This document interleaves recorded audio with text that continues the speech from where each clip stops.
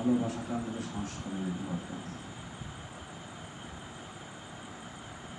তবু যখন যতটুকু যে সময় থাকুন না কেন যারা আসে, এটাও ঈশ্বরের কৃপা।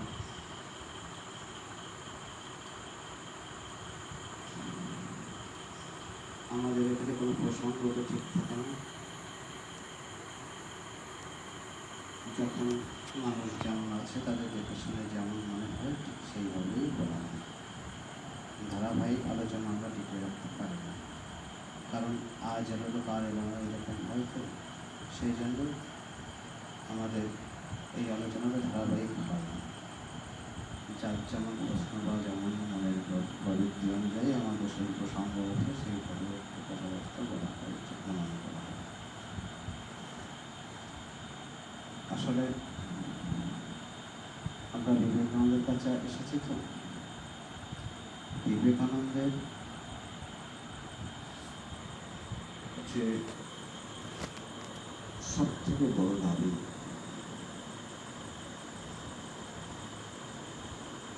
অনেক কথাই তো আছে,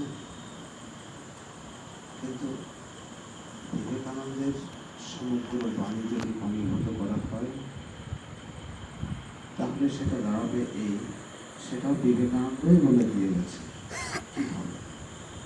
তার সমগ্র ভাবকে যদি ঘনীভূত করে একেবারে একটা বাক্যের মধ্যে যদি নিয়ে আসা হয়, তাহলে সমগ্র জগতের কাছে বিবেকানন্দের ঘোষণা হচ্ছে, কে মানব, তুমি হচ্ছে এক দিব্য স্বরূপ। স্বরূপ কত, তুমি একটা দিব্য সত্তা, পটেনশিয়াল ডিভাইন, পটেনশিয়াল ডিভাইন, একটা শরীরীয় সত্তা। অথচ আমরা এমন একটা আবেশ থাকে যার প্রভাবে আমি সবসময় নিজেকে একটা জৈবিক সত্তা বলে মনে করছি। জৈবিক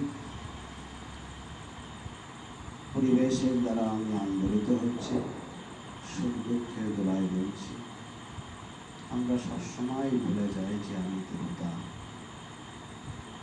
আর বিবেকানন্দের সেই বাণীটা হচ্ছে আমাদের বাড়ি হল রচনা সমগ্রের প্রত্যেকটা যে খণ্ড আছে 10টা, প্রত্যেকটা খণ্ডের প্রথমেই কিন্তু এই বাণীটা দেওয়া আছে। হ্যাঁ, প্রত্যেকটি সোল ইজ পটেনশিয়াল ডিভাইন, জীবাত্মা মাত্রই অব্যক্ত ব্রহ্ম, তার শরীরীয় সত্তা। ডিভাইন মানে শরীরীয়, একটা দিব্য সত্তা। আমাদের জৈবিক সত্তাকে নিয়ন্ত্রণ বা কন্ট্রোল করে আমাদের সেই সত্তাকে জাগাতে হবে। সেটা ধ্যান হোক, কর্ম হোক, উপাসনা হোক, প্রার্থনা হোক, যেভাবেই হোক না কেন, এটাই হচ্ছে একমাত্র। এইটা সবসময় মনে রাখতে হবে। এই জৈবিক স্তরটা পরিবর্তনশীল এবং নাশশীল। কিছুক্ষণ আছে, ভেসে উঠেছে দেহটা, আর এই দেহটাই সত্য মনে করা থেকে জীবনের যত রকম ভুল হয়, বিবেকানন্দ বলছে মানুষ সব থেকে বেশি ভুল করে, সবচেয়ে বড় মিসিংটাকে, সব থেকে বড় ভুল প্রথম করে বসেছে আমি নিজেকে দেহ মনে করা। এর থেকে বড় ভুল আর কিছু নেই। এটা বিবেকানন্দের কথা। আমি দেহহীন এক পরম সত্তা, এইটা স্বামীজি বারবার বলছে তোমাকে, যে এই কথাটাকে সবসময় মনে রাখো। এগুলো আমার দ্বারা জ্ঞাত, বলছে repeat over and over, I am আত্মা, লেট এভরিথিং ইজ গো। আর সব কিছুই উড়ে যায়, অন্য বন্ধুগুলো উড়ে যায়। আমি দিব্য সত্তা, আমি আত্মা, আমি জ্ঞান স্বরূপ, চৈতন্য স্বরূপ, আত্মস্বরূপ। এই হচ্ছে আমাদের স্বরূপ। আর জৈবিক সত্তা এবং জৈবিক স্তর, সবই একটা কথা মনে রাখতে হবে, সবই রোগের জন্য। আমাদের কর্মযোগে স্বামীজি ঠিক এই কথাটা ব্যবহার করেছে। সবসময় যাই কর্মের মধ্যেও মানুষের একটা বাহ্যিক আবেশ আসতে পারে, কর্ম করতে করতে যে বিষয়ের মধ্যে থাকি সেই বিষয়ের আবেশে আবিষ্ট হতে পারে। যে পরিবেশে থাকবো সেই পরিবেশের গন্ধ তো আসবেই, ঠিক সেই রকম। কিন্তু এই কথাটাকে মাথায় রাখতে হবে, সব কিছু যোগের মুহূর্তের জন্য। হ্যাঁ, এই মুহূর্তের জন্য এইটাই কিন্তু আমাকে এই মোহটা, এই মোহ মানে কি? মোহ, ভয়, শোক। আমরা দেখি গীতা যখন আমরা আলোচনা করি বা দেখি গীতায় দেখি এই অর্জুনের মতো বীর, ক্ষত্রিয় বীর, বিরাট যোদ্ধা, একটা রজগুণের জন্য একটা প্রতীক, কিন্তু কীভাবে মোহিত হয়ে তিন কর্তব্য মূল হয়ে কর্তব্য সম্পর্কে বিচলিত হয়ে গেছে।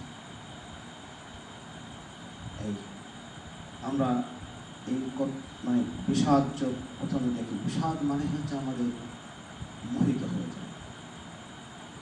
এই জীবনটাই কিন্তু আমাদের বিষাদ। এই বিষাদগ্রস্ত জীবনের থেকেই বেরিয়ে আসতে হবে, সেটা হচ্ছে গীতা। ভগবানের আহ্বান হচ্ছে বিষাদ মানে শোক, অনুশোচনা, এই যে শঙ্কা, ভয়, এইগুলো হচ্ছে আমাদের মানে একেবারে মোহ। এই যে মহাকৃষ্ট মোহ মানে তুমি প্রকৃতপক্ষে যা নিজেকে অন্যরকমভাবে অনুভব করা, এটাই হচ্ছে মোহ। আমি প্রকৃত কি?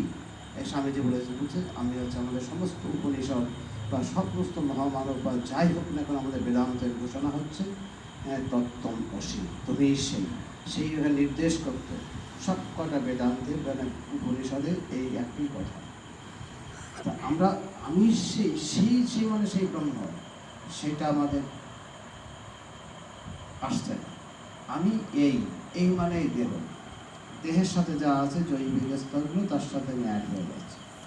আমি যখন মনের সাথে অ্যাড আছি, মনের সুখ দুঃখের সাথে আমি জড়িয়ে যাচ্ছি, মনের বিকৃতির সাথে।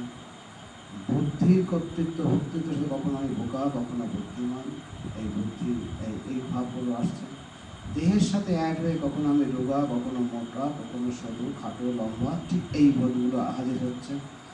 মনের সুখ দুঃখের সাথে তখন আমি আর প্রাণের সাথে যখন সম্পর্ক হচ্ছে তখন আমি ক্ষুধার্ত, তৃষ্ণার্ত, এইভাবে আসছে। তার মানে আমি জৈবিক স্তরের ঢেউয়ের সাথে নিজেকে ঠিক তাই মনে করছি, অথচ আর সেইভাবেই ব্যবহার যখন হয়েছে তখন তাকে আসছে বিষাদ। কারণ এই জিনিস সবসময় চলে যাবে, এই জিনিসগুলো এগুলো আসবে আর যাবে, আগম অপায়ন, সুতরাং আসা আর যাওয়া।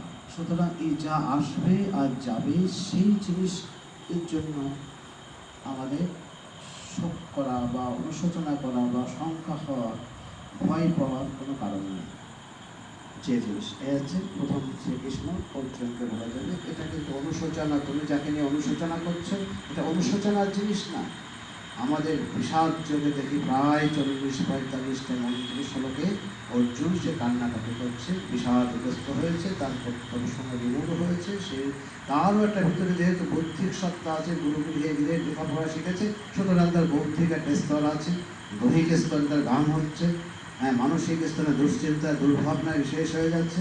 আবার তার একটা সিদ্ধান্ত নিয়েছে, একটা বৌদ্ধিক স্তরে সিদ্ধান্ত নিচ্ছে যে সব কিছু ত্যাগ করে যদি আমি ভিক্ষা করে খাই তাহলে এর থেকে আরও শ্রেয় হবে।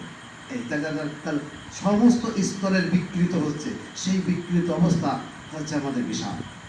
তা এই যে বিষাদ, এই বিষাদ থেকে তখন এই শ্রীকৃষ্ণ যখন কোনো কথা বলছেন তার কিন্তু আমাদের মনে রাখতে হবে যে দুইজন বন্ধু, দুইজন সখা যদি একই সাথে থাকে, একজন যদি প্রচণ্ড বিপদে পড়ে যদি দেখে প্রাণ সংশয় হয়ে যায়, তাহলে আর একজনও দুশ্চিন্তাগ্রস্ত হয়ে একেবারে তাকে কী করে রক্ষা করবে, কী করে বাঁচাবে, তাকে মনে করে এক বন্ধু অ্যাক্সিডেন্টে হাত পা একটা মনে হয় একটা পা বা একটা হাত পা কেটে পা উঠে পেরেছে, তো আরেক বন্ধু কী অবস্থা, সে যার কেটে গেছে পাটা সেও তো যন্ত্রণায় ছটফট করে অজ্ঞান হবে, আর এক বন্ধু ঠিক একই রকম যদি তার প্রকৃত বন্ধুই হয় তাহলে তারও তো সে কী করে তাকে রক্ষা করে, তারও যৌন দুশ্চিন্তার মধ্যে তারও কান্নাকাটি শুরু হয়ে যাবে।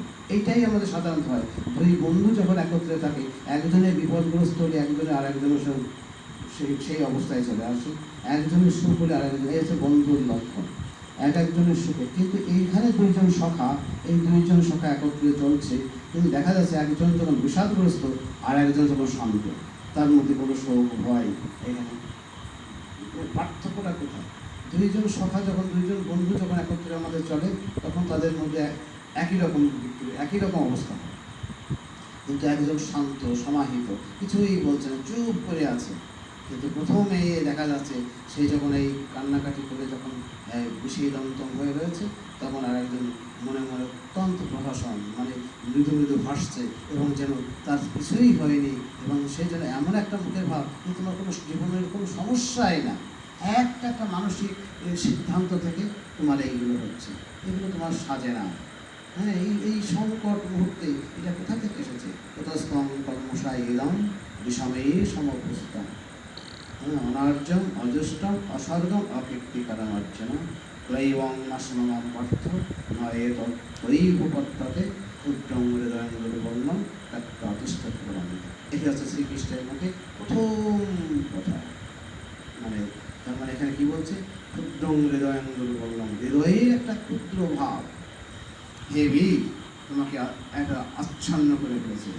এই যে ভাবটাকে, এগুলোকে আশ্রয় করে না, এই আমরা একটা জাগতিক জৈবিক ভাবকে আশ্রয় করে একেবারে সেইভাবে আমাদের বিষাদগ্রস্ত হয়েছে। বিরাট সাধারণ আহ্বান। বিবেকানন্দ বলছে যে এই মন্ত্রটি যদি কেউ মনন করে, শ্রীকৃষ্ণের মুখের প্রথম কথা, ক্লৈবং নাশনম, ক্লৈবং মানে ক্লিঙ্গ আমরা জানি, ক্লৈবং মানে নিচতা, হীনতা, দুর্বলতা বা এইগুলো সব। এই ক্লৈবং এটাকে আশ্রয় করো না, তোমাদের শোভনীয় নয়, নয়তো তুই ভক্ততে হৃদয়ের ক্ষুদ্র দুর্বল ভাবকে ত্যাগ করো, ত্যাগ করে আবার আত্মস্বরূপে যাবো। এখানে কোনো উপদেশ নেই, এখানে একটা জন্য যে অজ্ঞান মোহিত অবস্থা মানুষকে যেন একটা ডোজ দিয়ে দিয়েছে। এই ডোজের ফলস্বরূপ দেখা যাচ্ছে এখনো পর্যন্ত আমাদের যখন একটা কোনো ওষুধ প্রয়োগ করা হয়, ওষুধের সাথে সাথে কিছু একটা আমার প্রচণ্ড 104 বা 5 জ্বর আছে, প্যারাসিটামল খাওয়ার সাথে যে নামবে, প্যারাসিটামল খাওয়ার সাথে সাথে কিন্তু 105 থাকবে। তারপর 2-4 মিনিট পরে আস্তে আস্তে 10-15 মিনিট যাওয়ার পরে একটু একটু একটু করে, ওই যে 10-15 মিনিটেও কিন্তু ওষুধের খাওয়ার আগেও যেমন অবস্থা, ওষুধ খাওয়ার পরেও তেমন অবস্থা থাকে। কিন্তু একই যখন আমরা দেখব যে অর্জুন একই রকমভাবে বলছে, তখন বলছে আমি কেমন করে এই মহানুভব গুরুদের সাথে আমি তীরের মাধ্যমে যুদ্ধ করব? হ্যাঁ, এটা তো ঠিক না। এরা আমাদের অত্যন্ত পূজনীয়, শ্রদ্ধা, হ্যাঁ, বস্তু। এদেরকে আমি কী করে, এদের সাথে আমি তাদের গায়ে আমি বান নিক্ষেপ করবো? তারপরে বলছি তারপরে তার ভিতরে একটু চেতন সত্তা যেন একটু বাড়ছে, একটু সুরটা নরম করে বলছে যে কী করে যে আমি কিছু বুঝতে পারছি না যে আমার পক্ষে কোনটা ঠিক হবে, যুদ্ধ করা ঠিক হবে না যুদ্ধ করা ঠিক হবে। এর আগেই বলছে যুদ্ধ করবো না বলে নিজের সিদ্ধান্ত ঘোষণা করছে, তারপরেই যেন একটু কাজ হচ্ছে যে কী করে বলে আমার এমন কিছু আমি দেখতে পাচ্ছি না, যদি আমি যুদ্ধে তারা জয় করুক বা আমরা জয় করি, কিন্তু যে জয়ই করুক না কেন, যুদ্ধের যে ভয়ঙ্কর অবস্থা, যেটা যুদ্ধের পরিণতি যেটা হবে, যারা রক্তে সিক্ত হয়ে যাবে সমগ্র এই ঐশ্বর্যগুলো, সমস্ত যারা এই ঐশ্বর্য রক্তে সিক্ত ঐশ্বর্যগুলো নিয়ে আমি যদি স্বর্গরাজ্য যদি ভোগ করি, সমগ্র জগৎকে যদি অধিপত্য হয়, আমি সমস্ত ভোগ্য জিনিস, সমগ্র জগতের ঐশ্বর্য যদি আমার কাছে এসে যায়, তাহলেও আমার এই মনের বা ইন্দ্রিয়ের শোক নিবারণ হবে এমন আমি বুঝতে পারছি না। এইবার ভাবটা আছে তার ভিতরের কী হচ্ছে এরকম যে হ্যাঁ আমি জয়লাভ করলাম, কিন্তু পেলাম রাজ্য পেলাম, কিন্তু এতে আমার ভিতরে ইন্দ্রিয়ের যে শোক, এই শোক নিবারণ হবে তা আমি অনুভব করতে পারছি না। তার থেকে ভিক্ষা করে খাওয়াই আমার মতে শ্রেয় বলে মনে হচ্ছে। তারপরেই অর্জুন বলছে যে আমি আমার ধর্ম সম্পর্কে, মানে ধর্ম মানে কর্তব্য কর্ম সম্পর্কে আমার বিচার বিমূঢ় হয়েছে। ধর্ম সম্মূঢ় চেতসা, হ্যাঁ, আমার ধর্ম, এখানে ধর্ম শব্দের অর্থ আছে কর্তব্য কর্ম। গীতায় ধর্মকে বোঝানো হয় সবসময় কোনটা করা উচিত কোনটা করা না। এটা হচ্ছে কর্তব্য কর্ম। এই কর্তব্য কর্ম সম্পর্কে কোনটা করা উচিত কোনটা না, এই ব্যাপারে আমার মূঢ়, আমি কোনো বিচার করে উঠতে পারছি না। আমি সত্যি কী করণীয় আমি এখন বুঝতে পারছি না। শিষ্যস্তেহং সাধিমাং তন্ত্র বর্ণান যৎশ্রেয় নিশ্চিত বহি তন্মে শিষ্যস্তেহং সায়াসে আমাদের সমর্পণ করছে। আমার কিসে আমার মঙ্গল হয়, আমার শ্রেয় কল্যাণ হয়, সেটা আমাকে বলে।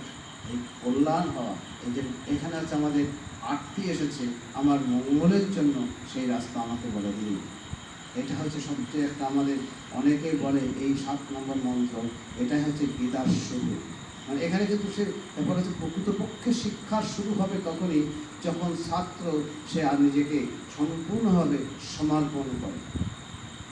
নিজেকে যদি প্রশ্ন না করে বা জানার যদি আকাঙ্ক্ষা না হয়, তাহলে কিন্তু মনে রাখতে হবে কোনো ছেলে মেয়ে দেখা যাচ্ছে আমি জোর করে পড়াতে বসেছি, এখনকার ব্যাচটা জোরে এরকম, আজকে 5 জন এসেছে, আচ্ছা স্যার আর 10 মিনিট পরে আসে, তার মানে একটু মোবাইল টেপে, কারণ আসলে তাকে জানার আকাঙ্ক্ষা নেই।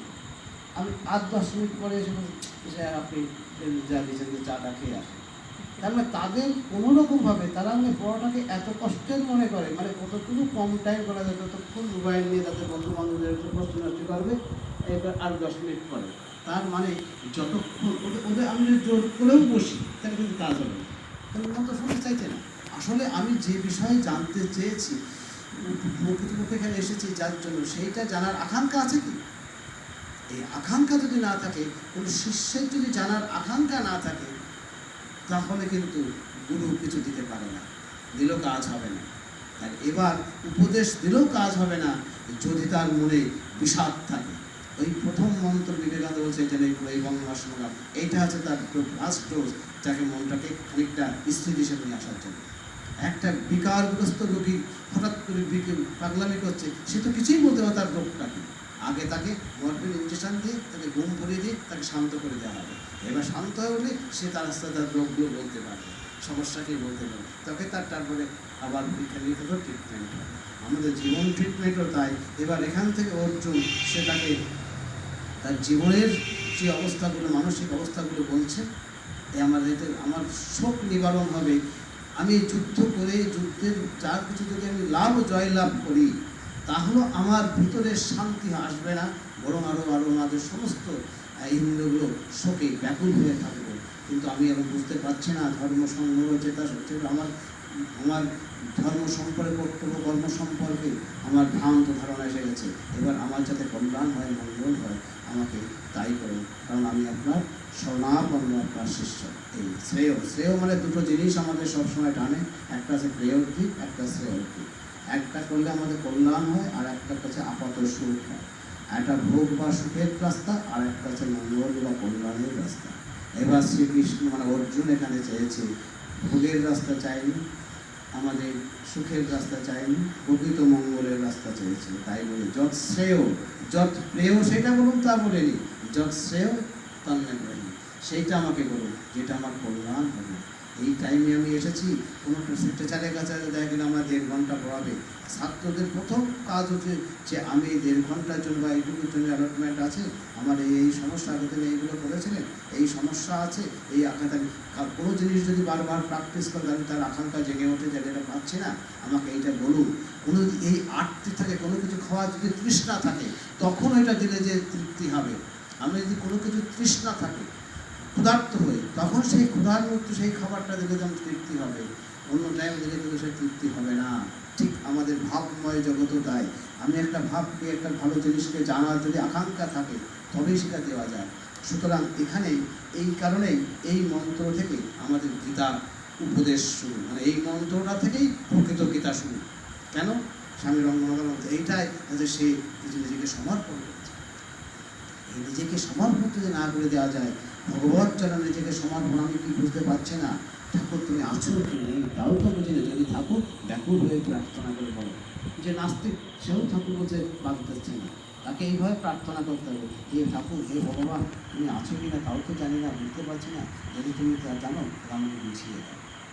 এই যে প্রার্থনা, এই যে নিজেকে সমর্পণ করা, এই সমর্পণটাই হচ্ছে আমাদের একটা বিরাট জিনিস। এখানে অর্জুন নিজেকে সমর্পণ করেছে। এবার এই যখন সমর্পণ করেছে, তখন শ্রীকৃষ্ণ একেবারে অত্যন্ত মৃদু মৃদু হেসে মুখে হাসি হাসি ভাব নিয়ে তখন বলছে, হ্যাঁ তুমি বলছে, এইবার বলছে তোমার যে শোকের যে অবস্থা আমি দেখছি, কান্নাকাটি করছো যে হাসির মুখে, এটা সত্যি একটা অবান্তর জিনিস। বলছে অশোচান অনসচ্যতান প্রজ্ঞাবাদংশ ভাষা। এইখানে শ্রীকৃষ্ণের প্রথম উপদেশমূলক কথা 11 নম্বর, এইটাকে বলা হচ্ছে বীজ মন্ত্র। অশোচান মানে অনুশোচনার যোগ্য না। আমাদের সবাই কান্নাকাটি করছে, মানুষ সবাই কাঁদছে, কিন্তু অনুশোচনা আবার শোকের জিনিস কোনটা? কাঁদছে সবাই, সবাই দেখা যাচ্ছে অন্তরে দুশ্চিন্তা। এই কান্না মানে দুশ্চিন্তা দুর্ভাবনা ভিতরে রয়েছে। এই দুশ্চিন্তা দুর্ভাবনা অনুশোচনা, এই যে যেগুলো যে জিনিসকে সামনে রেখে তুমি এইগুলো করছো, তুমি কেন করছো? এই প্রিয়জন আপনজন এই সব কিছুই ধ্বংস হয়ে যাবে, তার ফল তোমার বুদ্ধি অনুযায়ী মনে করছো। এর ফলস্বরূপ কি হবে? সমস্ত কুল স্ত্রী সব দূষিত হয়ে যাবে, কুলধর্ম নষ্ট হবে, ফ্যামিলি ট্র্যাডিশনটা নষ্ট হয়ে যাবে, তারপরে কুল স্ত্রীগুলো আমাদের দূষিত হবে, যার ফলে যারও সন্তান আসবে, এবং যারা সমস্ত রথী মহারথী এবং সমস্ত যুদ্ধরা যারা মারা যাবে, এই আছে অর্জুন কারণ দেখিয়েছে, যারা মারা যাবে তাদের আর শ্রাদ্ধ অন্ত্যেষ্টিক্রিয়ার অভাবে তারা অনন্তকাল নরকে থাকবে। এই আছে অর্জুনের যেমন যেমন শিক্ষা যেটুকু পেয়েছে সেইটুকু এই যুক্তিগুলো দেখাচ্ছে। তার এর ফলস্বরূপ যারা যাবে তারা তো যাবে, আর যারা থাকবে তাদেরও পরিণাম এই হবে, এবং যারা যাবে তাদেরও আর অন্ত্যেষ্টিক্রিয়ার অভাবে তারা অনন্তকাল ধরে সেই নরকেই বাস করবে। সুতরাং এই যুদ্ধ করা ঠিক না। এই সব যুক্তিগুলো অর্জুনের বলছে, তুমি যেসব যুক্তি বা যে ভাবনাকে আশ্রয় করে তোমার ভিতরে শোক এসেছে, এইগুলো কিন্তু প্রকৃত শোকের বিষয় না। কারণ এই সব কিছু একটা আরোপিত একটা দেহের আরোপগুলো প্রথমেই তাই বলবে। এই শোকে কাকে যেগুলো ভেসে আসছে ভাসমান সত্তা, এই আসছে এই নেই, এই দেহটা আগেও ছিল না, পরেও থাকবে না। এই যে জনাধিপতি যারা আছে এরা আগে ছিল না, আগে থাকবে না। আমি তুমি কেউ এক সময় ছিলাম না, এক সময় আমাদের দেহে কেউ দেহ থাকবে না। সুতরাং যা ছিল না, যা থাকবে না, সেটা কখনো শোকের বিষয় হতে পারে না। ফার্স্ট তাকে সিদ্ধান্ত মানে ঘোষণা করছে 11 নম্বর মধ্যে, অশোচান অনসচ্যতাম প্রজ্ঞাবাদ, অনুশোচনার যোগ্য না। এই কান্নার জিনিস কি? তার জন্য কাঁদো। আমরা সময় কান্নাকাটি করছি, কিন্তু কান্না হচ্ছে সত্যের জন্য কান্না। আমার ভিতরে যে দিব্য স্বরূপ যদি আমরা জেনে থাকি, সেই দিব্য সত্তাটা এখনো বিকশিত হলো না, এখনো তাকে লাভ করতে পারলাম না, তার জন্য কি আমাদের কান্না আছে? এই কান্নাটা হচ্ছে এই, আমরা সবাই কাঁদছি, কিন্তু কান্না কি? এই বাইরে যদি লস হয়ে যাচ্ছে, বাইরে যদি রোগ হচ্ছে, এই বাহ্যিক সত্তা যখন ভেঙে যাচ্ছে, তখন আমরা কেঁদে ভাসিয়ে দিচ্ছি। মানুষ সবাই কাঁদছি, কিন্তু কি আর ভগবানের জন্য কাঁদছে, সত্যের জন্য কাঁদছে। এক একটা দিন চলে গেল, আজও তো আমি তাকে দর্শন করতে পারলাম না, ভিতরে সেই দিব্য সত্তাকে টাচ করতে পারলাম না। সেইটা হচ্ছে দুর্দিন বাহ্যিক ঝড়ো দিনটা দুর্দিন নয়। আমি যেদিন ভগবত ভাবে বা সেই ভগবত সত্তাকে জানবার জন্য আমার জীবনটা ব্যয় করলাম না, সেটা হচ্ছে দুর্দিন। যদি কাঁদতে হয় তার জন্য কাঁদে। এই জীবনটা এইটাই শ্রীকৃষ্ণ তাকে বলবে। অনুশোচনার জিনিস কোনটা? আগে চাইটা চাই করে বিরাট কথা। অনুশোচনার জিনিস হচ্ছে আমাদের জীবনের উদ্দেশ্য আছে, সেইটা বিবেকানন্দ বলছে না, তার ঘনীভূত কথা বললাম, সমগ্র বাণীর ঘনীভূত আছে তুমি প্রত্যেকটা মানুষই অব্যক্ত ব্রহ্ম। আর একমাত্র কাজ হচ্ছে জীবনের উদ্দেশ্য আছে যে কোনো প্রকার আমাদের এই অন্ত এবং বহির প্রকৃতিকে কন্ট্রোল করে সেই দিব্য ভাবটা জাগানোই হচ্ছে একমাত্র লক্ষ্য। আর সব কথা এই কথাকে এইগুলোকে সাপোর্ট করে কথা, যত রকম জরুরত না কেন, যেখানে যে কথাই বলুক, যে প্রসঙ্গে আসুক, অন্য কোনো প্রসঙ্গ টেকবে না। জীবনটা হচ্ছে একটা মানুষ, তুমি একটা দিব্য সত্তা।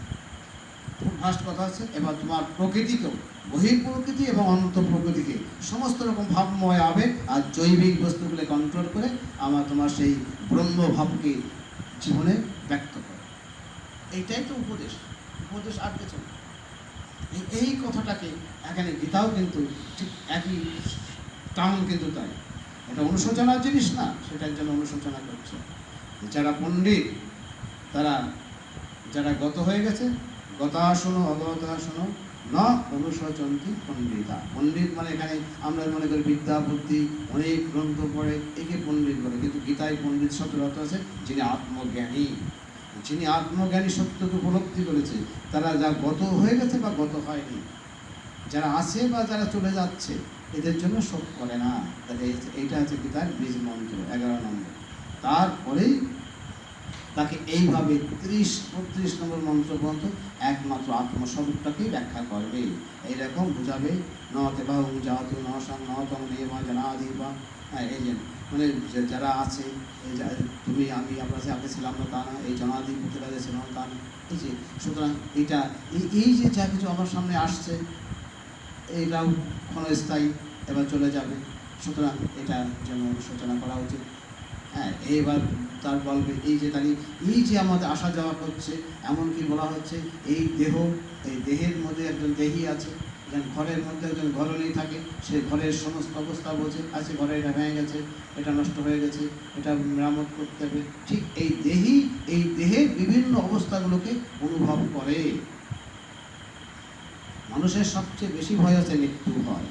মৃত্যু মানে আমাদের দেহটা পরিবর্তন। বালকের দেহ আর যুবকের দেহ এক না, যুবকের দেহ প্রৌঢ়ের দেহ এক না, তাই বার্ধক্যের দেহ এক না। ঠিক দেহি, এই দেহের বিভিন্ন অবস্থা, দেহীন অস্মিন যথা দেহে কৌমারং যৌবনং জরা তথা দেহান্তর প্রাপ্ত ধীরা তত্র ন মুচ্যতি। এই দেহান্তরও ঠিক এই দেহি এমন একটা অবস্থা। এই দেহ থেকে এর মধ্যে একটা দেহি বা চেতন সত্তা আছে, যেটা হচ্ছে আত্মা।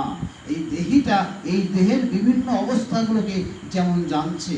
আমার বালকের দেহ চলে যাচ্ছে, শিশুর দেহ চলে যায়, কিশোর হলাম বলে আমি বালকের দেহ হারিয়ে ফেলে কান্নাকাটি করি? কান্নাকাটি করি না। আবার কিশোরের দেহ চলে যায়, যৌবনের দেহ যখন এসেছে তখন কি কান্নাকাটি করি না? শোক করি না। এবার যৌবন হলে মানুষের যতগুলো স্তর আছে তার যৌবনটাই সবসময় আকাঙ্ক্ষিত। যেমন শিশু যে যুবক হতে চায়, আর যুবক যখন হয়ে গেছে যৌবনটাকে ধরে রাখতে চায়, কিন্তু মুক্ত হতে চায় না। তাহলে এই যে আমাদের দেহে কতগুলো স্তর আছে, সবসময় যৌবনটা আছে গ্লোরিয়াস টাইম রাখতে হবে। শিশু তাড়াতাড়ি বড় হবে সেটা চাইছে, আর যখন যুবক হয়ে গেছে, যখন বৃদ্ধ হতে চাইছে, বৃদ্ধকে আটকানোর চেষ্টা করছে। হ্যাঁ, ব্যায়াম ট্যাম করে দাঁত টাত বাঁধায়, মাথায় চুল টুল কালি করে যাতে এইটাকে টেনে রাখতে চাইছে, আর শিশু তুলে আনতে চাইছে। তাহলে আমাদের এই যে মানে ব্যাপারটা, এই দেহের এতগুলো স্তরগুলো অনুভব করে, কিন্তু সব থেকে সুন্দর টাইম আছে এই যৌবন।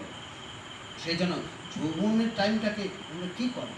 তাহলে আমাদের যদি পরম কিছু প্রাপ্তি, জীবনে যদি কোনো চাকরি হোক, কোনো প্রতিষ্ঠা হোক, যশ হোক, সব কিছু ছিনিয়ে নিতে হবে, এমনকি ভোগ্য জিনিসও যদি ছিনিয়ে নিতে হয় জগতের কাছ থেকে, এই যৌবন অবস্থায় করতে হবে। এমনকি সাধনায় সিদ্ধি লাভ যদি করতে হয়, যদি সত্য লাভ করতে, তাহলে যৌবন অবস্থায় করতে হবে। আমরা যৌবনকে আহ্বান করি সবসময়, কিন্তু যৌবনটা কিসের জন্য? যৌবনে আমি আমার বুদ্ধির দ্বারা সিদ্ধান্ত জিনিসগুলোকে ছিনিয়ে নেওয়া যায় যৌবনে। সেই জন্য যৌবন অবস্থায় যদি শুভ সংস্কার থাকে, সে বালক অবস্থা থেকে চিন্তা করে, তাহলে দৈবিক সত্তাকে ছিনিয়ে নিয়ে আমি অমর হতে পারি, অন্য কোনো তাই। তাই আমাদের ঠিক এই কথা বলছে যে এই যে দেহিটা, এই দেহের বিভিন্ন অবস্থাগুলোকে এক এক করে অনুভব করছে, একটার পর একটা রূপান্তর হচ্ছে। ঠিক দেহান্তর একটা কিছুদিন এই দেহে আছে। আমরা এই বাড়ি থাকতো কতবার যে টালির ঘর ভেঙেছে, খড়ের ঘর ভেঙেছে, পাল্টাইছে, প্রতি বছর পাল্টাতাম। তারপরে এই ঘরটা পাল্টানোর পরে এবছর কইটিতে একটা বিল্ডিং করেছি। এবার ওই বাড়িটা ত্যাগ করে আরেক বাড়ি চলে গেল, তাই তো? ঠিক কিছুদিন এখানে ছিলাম, 30-35 বছর। ঠিক এই দেহের মধ্যে কিছুদিন আছে, এই দেহের বিভিন্ন অবস্থাগুলো যৌবন জড়া থেকে আস্তে আস্তে আস্তে আস্তে গেছে। কিন্তু আবার এই দেহে তখন থাকতে পারবো না, এই বাড়ি চেঞ্জ করে আর একটা বাড়ি। এইটাই হচ্ছে দেহান্তরটা। এটা কিন্তু দেখি শোকের জিনিস না, এই কথা বলছে এটা মা এটা হ্যাঁ তত্ত্ব নাম মানে অনুশোচনা, এর জন্য অনুশোচনা করে না। আমার এই জরা দেহটা ত্যাগ করি, আমি এটা নতুন করে স্মরণ করতে পারি। হ্যাঁ, আজকে এই বাড়িটা ত্যাগ করে যখন নতুন বাড়ি যায় তখন কান্নাকাটি করে। আমি যদি জানি সে ঠিক আছে, এখানে আমার পুরোনো বাড়ি, এটা বাড়িটা ভালো না, আমি একটা নতুন ফ্ল্যাট করেছে। কালকে একটা আমার ছাত্র সন্ধ্যা বলছে আমি একটা বাড়ার সাথে একটা ফ্ল্যাট কিনেছি, বাড়ি সহ কিনে জায়গা কিনেছি, ভালো কথা। তো এই বাড়ি ত্যাগ করতে তারা কষ্ট হবে। এটা তো দোতলা বাড়ি, অনেকটা খরচ করেছে, হ্যাঁ, তাতে বলেছে কেন কষ্ট হবে না, আমি এর থেকে আরেকটা ভালো বাড়ি পেয়েছি, আমার জীবনের আয় দিয়ে আমি আরেকটা জায়গা কিনেছি, সুতরাং এই বাড়ি ত্যাগ করা কোনো কষ্ট না। এবার কথা হচ্ছে আমি যে বাড়িটা যে দেহটা লাভ করবো সেই দেহটা আমার অন্তঃকরণের যে সংস্কার, সেই সংস্কারই আমার যে দেহে থাকার যোগ্য সেই দেহটাকে টেনে নিয়ে আসবে। সুতরাং আমি যে পরবর্তীতে আমার যদি ভোগ বাসনা প্রচণ্ড লোলুপতা থাকে, তাহলে ভোগ করার জন্য যে দেহ দরকার সেই দেহে আমি আকর্ষণ করব। আবার যদি আমার যদি মূল প্রাণ যদি আমাদের ভগবতমুখী হয়, অথচ সিদ্ধি লাভ হয়নি, কিন্তু আমার সাধনার উপযুক্ত দেহকে আমি লাভ করব, সুতরাং শোকের তো বিষয় নেই। আমি পরবর্তী দেহটা আমি এখানে কল চেপে চেপে হয়তো এখানে কল যায় টেপ থেকে জল পাচ্ছি, তাহলে সুতরাং আরো একটু আরামে আছে, সুতরাং কিন্তু ত্যাগ করা তো কোনো কষ্ট নেই। তাহলে আমাদের বলতে হবে এই যে জিনিসগুলো যারা এর জন্য শোক করেন এইভাবে মনে রাখতে হবে, বারবার বলবে বাসাংশী জিন্নানি যথা ব্যয়। এইবার দেহটাকে তুলনা করছেন বস্ত্রের সাথে, এই পুরনো হয়ে ফেলে যাবে আমাদের আত্মা, এই দেহটা যখন অকেজ হয়ে যাবে, আত্মা যখন এই দেহি যখন আত্মা উচ্চারণ যখন দেহি যখন এই দেহের মধ্যে আর থাকতে পারছে না, এই দেহকে ভুলে দিই, ভুলে দেহ ধারণ করবে। আর এই দেহটা এই আছে, এই দেহের এই দেহটা আছে, কখনো ব্যক্ত হচ্ছে কখনো অব্যক্ত হচ্ছে। দেহের ব্যক্তের আগেও আমি ছিলাম, দেহ যখন নাশ হয়ে যাবে তখন আমি থাকবো, কিন্তু দেহটা থাকবে না। অব্যক্ত আদিনি ভূতানি ব্যক্ত মধ্যানি ভারত অব্যক্ত বেদান নেব তত্ত্ব কাবুল। কথা সবগুলো কথা এর পরিবেদনার জিনিস না, মানে প্রত্যেকটা মন্ত্রে প্রায় ম্যাক্সিমাম এটা অনুশোচনার জিনিস না, এটা মা সূচক, হ্যাঁ, এটা পরিবেদনা বা দুঃখের জিনিস না। এই আছে তুমি যে দুঃখগুলো পাচ্ছ এগুলো প্রকৃত দুঃখেরই না, প্রকৃত জ্ঞান হল, শোক নিবারণ হল, তরন্তি শোকমাত্মবিদ। এই হচ্ছে মূল কথাটা, হচ্ছে এই গীতার সাংখ্য যোগটা হচ্ছে জীবন দর্শন। জীবনটাকে আমরা জীবন বলতে একটা দেহটাকে বোঝাচ্ছি, একটা পুরুষ দেহ, হ্যাঁ, বা নারী দেহ, বা বালিকা বা বালক বা যুবতী যুবক, এই যে এইরকম দেহগুলোকে বলছে। এই দেহগুলোকে নিয়েই আমাদের সমস্ত চিন্তা ভাবনা, কারণ দৃষ্টিটা সবসময় দৈহিক দৃষ্টি, সে দেহের ভালো মন্দ এমনকি মনের স্বভাবের ভালো মন্দ, এই হচ্ছে বিচারের ব্যাপার। এই দেহাতীত ভাবটা আমাদের জীবনটাকে দেখিয়ে দেবে। এই আমাদের দ্বিতীয় অধ্যায়টাকে তাই হচ্ছে জ্ঞান সাংখ্য। তোমাকে প্রকৃত জীবন কি, জীবন তুমি অনন্ত স্বরূপের একটা অনন্ত সত্তা, তুমি এইটা হচ্ছে মূল কথা। আর এই ভাসমান একটা এই দেহটা পেয়েছ, এই দেহটা কিছুই না, এই দেহটা কিছু না। এই জীবনটাকে আগে পরে আমাদের এইটুকু জীবনের আমাদের সবাই মনে করে আগে করে এই জীবনেই এর আগেও কিছু নেই, পরেও সম্পূর্ণ কোনো কিছু নেই।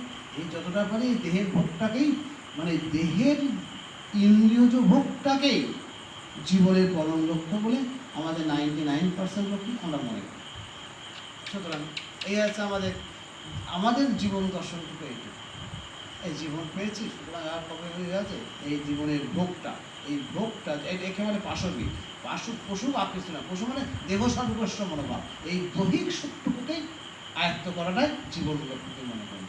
এইরকম জীবন লক্ষ্য যদি হয় তাহলে রামকৃষ্ণকে বোঝা যাবে না। এটা স্বামী বিবেকানন্দ মাই মাস্টারে প্রথমে বলে যাদের জীবন লক্ষ্যটা এইটুকু, তাহলে আমার জীবনকে শ্রীকৃষ্ণ কেন জীবনটাকে দেখিয়ে দেবে।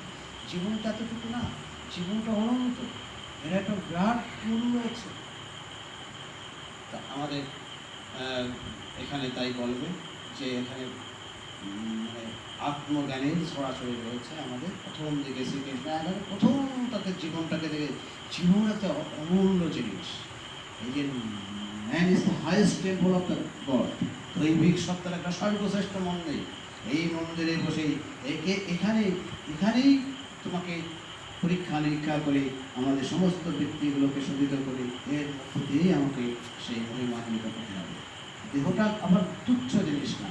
আমাদের দেবালয়ে বসেই যেমন আমি সাধনা করে আমি আমার পিতায়, আর এই দেহরূপ মন্দিরে বসে আমাদের মন্দিরটা সব না, এই মন্দিরের মধ্যে যে দেবতা মানে আত্মা আছে সেটাকে জাগাতে হবে। আমাদের এই বাহ্যিক উপকরণ সবই, এই চক্ষু দান করা, তাকে প্রাণ দান করা, এই সবই কথার কাজ। আমাদের দেহ মন্দিরটাকে ভিতর থেকে চৈতন্য সত্তাটাকে জাগাতে হবে। এইটাই শ্রীকৃষ্ণ ঘুরিয়ে ঘুরিয়ে এই গীতার এইগুলোকে বারবার ঘোষণা করবে, এগুলো শোকের বিষয় না। তারপরে আরেকটা, এই যে তার আত্মজ্ঞানের দৃষ্টি দিয়ে, জ্ঞানের দৃষ্টি দিয়ে বলছে তুমি হচ্ছে অমর সত্তা, তোমার এগুলো কোনো বিকার, তুমি যেগুলো যে বিকারের জন্য তুমি কান্নাকাটি করছো, এগুলো কান্নাকাটিরও বিষয় না। তারপরে আরেকটা দৃষ্টিকোণ থেকে আলোচনা শুরু করবে, সেটা হচ্ছে সামাজিক দৃষ্টিকোণ। মনে করো, ধরে নিলাম তুমি সামাজিক একটা দিক, একটা অঙ্গ, সুষ্ঠু সমাজকে পরিচালনা করতে, এবার দৃষ্টিটা একটু নামিয়ে নিয়ে এসেছে, ঊর্ধ্ব দৃষ্টি থেকে, দার্শনিক দৃষ্টি থেকে দৃষ্টিটা নামিয়ে নিয়ে এসে শ্রীকৃষ্ণ তখন বলবে একবারে সামাজিক দৃষ্টিতে, ধরে নিলাম তুমি একজন যোদ্ধা, তুমি একজন ইউনিট, আমরা তোমার সখায় সবাই আছে, সবাই যেমন যেমন এই সপক্ষ বিভক্তি সবাই আছে, তো তুমি এইটাকে যদি ধরে নাও, তুমি একজন এই, তুমি হচ্ছে পাণ্ডব ফুলের একজন নয় এবং শ্রেষ্ঠ, তোমার অনেক সুনাম আছে, যশ আছে, অনেক কিছু আছে, তুমি অসাধারণ যুদ্ধবিদ্যা আছে, এবার এইরকম তাহলে মানব সত্যটা স্বীকার করে নেওয়া আছে, স্বীকার করে নিচ্ছে আমি।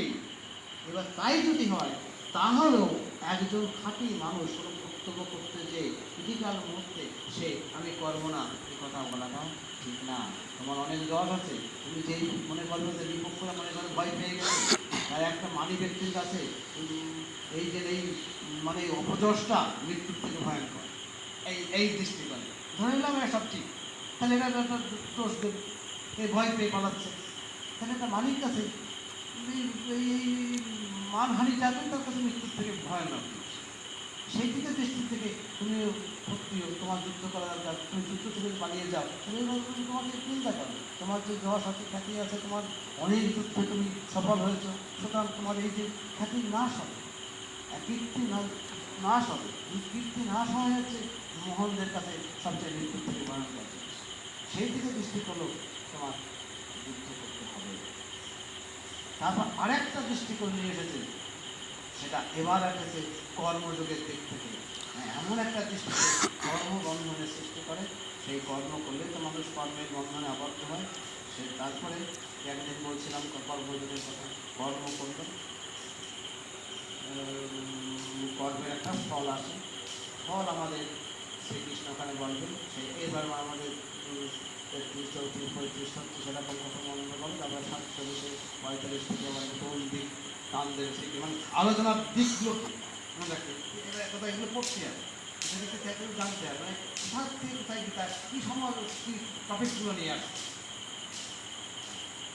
তখন আমাদের শুনিয়ে দেবে আছে এই জগৎ সংসারটা বা এই জগৎটা একটা গুণময় জগৎ, বিভিন্ন রকম গুণের খেলা। এই জগৎটা কী দেখে, এক একজনের মধ্যে এক এক গুণ আছে, সেই ত্রয়ী বেদাত না বিষয় নিশ্চয়ই গুণ্য ভব অর্জন। এই জগৎটা হচ্ছে গুণময়, এখানে 3 গুণের খেলাই শুরু করেছে।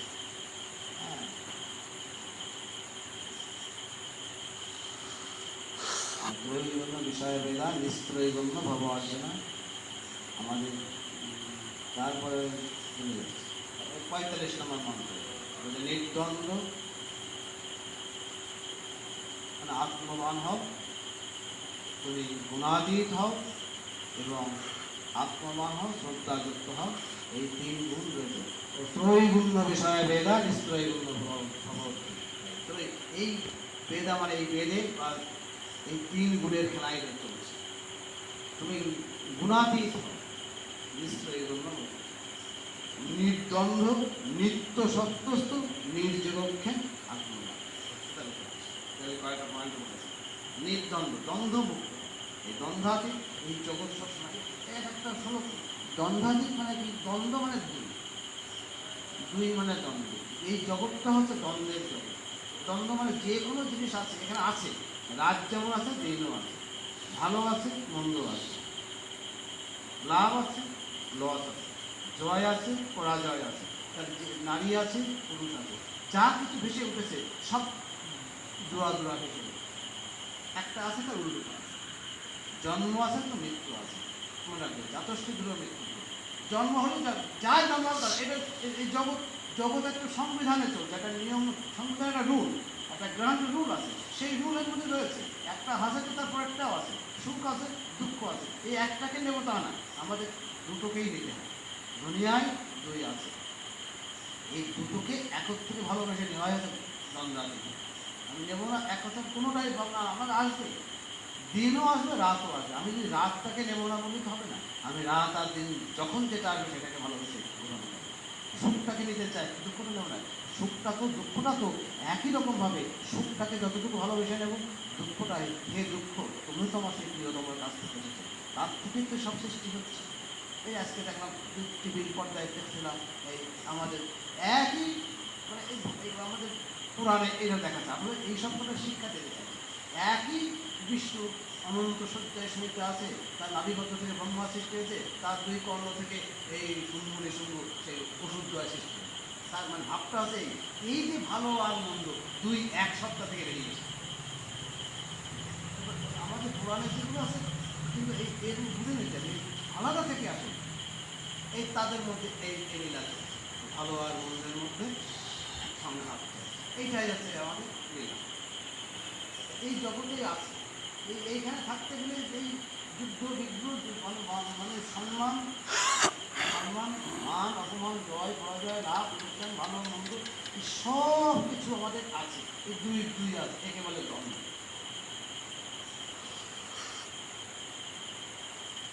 নির্দ্বন্দ্ব নিত্য সত্য আমাদের মনটাকে একবারে সাত্বিক বাবার সাম্যের ভূমিতে নিয়ে রাখতে হবে। আমি মনকে সাম্য করতে পারি, হ্যাঁ বাইরে শুনলাম আমার বিরাট জ্বর বসছে, তাতেও আমার কি আবার তাতেও আমার সব তো এখানে দোকানে লাভ হলেও বা কি লস হলেও বা আমার টিউশন থাকলেও বা কি না থাকলেও কি দেহের বিক্রি হলো কি, কিন্তু আমার মনটাকে এমন একটা ভূমিতে নিয়ে যাও যেখানে এই দ্বন্দ্বের ঢেউগুলো তোমাকে এই মনে রাখতে হবে একটা সারফেস লেভেলে, জগতের সারফেস লেভেলে ঢেউ হয়। সমুদ্রগুলো যে দেখেছি যেগুলো কিনারায় উপরে ঢেউ, এখন গভীর সমুদ্রগুলো ঢেউ সামনে, সেখানে কিন্তু আর ভয় নেই।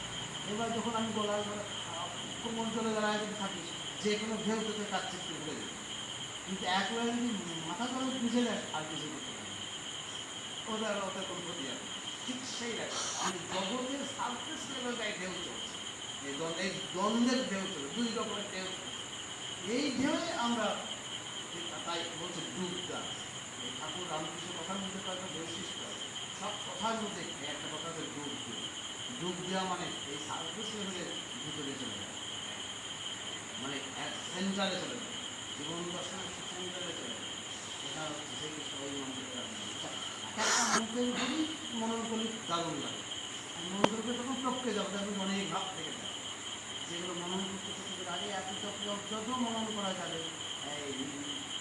এই বলে নির্দ্বন্দ্ব নিত্য সত্যস্থ নির্যোগক্ষেম। যোগক্ষেম যোগ আর যোগ মানে আমাদের সবসময় আমার যোগক্ষেম হয়ে আমার জন্য, যোগক্ষেম মানে আমার এই জীবন চর্চার জন্য যা যা প্রয়োজন সেটা আরোহণ করা, এটা হচ্ছে যোগ। ক্ষেম মানে আছে সেই ভোগ্য জিনিসগুলোকে রক্ষা করা। আমরা এই দুটো কাজই করি, কি দরকার সারাদিন আয় দায় করছি কোথায় তাহলে আমার জীবন চর্চা যা দরকার ভোগ্য জিনিসগুলো আহরণের জন্য চেষ্টা করছি, আর যেটুকু আছে সেটাকে রক্ষা করার চেষ্টা করি, কেউ যেন না নিয়ে যায়, চারিদিকে বেড়া দিয়ে চারিদিকে আটকে রেখে, হ্যাঁ যেটা আমার আছে হয়তো জমিতে ধান ওই চারিদিকে আটকে রাখছি, হ্যাঁ বাড়ির পরিসর্যগুলো যাতে ঘিরে ঘুরে রেখেছি, সোনা দানা আছে বকারের মধ্যে রাখছি, তার মানে কি ওই সর্যগুলো আটকে রাখছি, আমরা যোগক্ষেম করেই আমাদের জীবনটা চলে যায়। তাই শ্রীকৃষ্ণ বলতে নির্যোগক্ষেম, আমার জাগতিক মানে দেহ প্রয়োজনের যেটুকুর জন্য সেইটুকুর জন্য তুমি সেইটার অন্বেষণে জীবনটাকে দিয়ে নাও। আর যোগক্ষেম আর বলেছে তুমি যদি আমাকেই ধরো এই যোগক্ষেম আমি তোমার কাছে বয়ে দিয়ে যাবো। এটা নবম অধ্যায় যায় বলবে, কি বলবে অনন্য চিন্তান্তে মাং যে জানা পশ্চ বসাতে তে সামনে নাম যোগক্ষেম। এই যোগ আর ক্ষেম এই দুটো জিনিস আমি বয়ে দিয়ে যাব। এই যোগক্ষেম যে ভগবান বয়ে দেয় তার জন্য তো কোনোই চিন্তা করতে হয় না।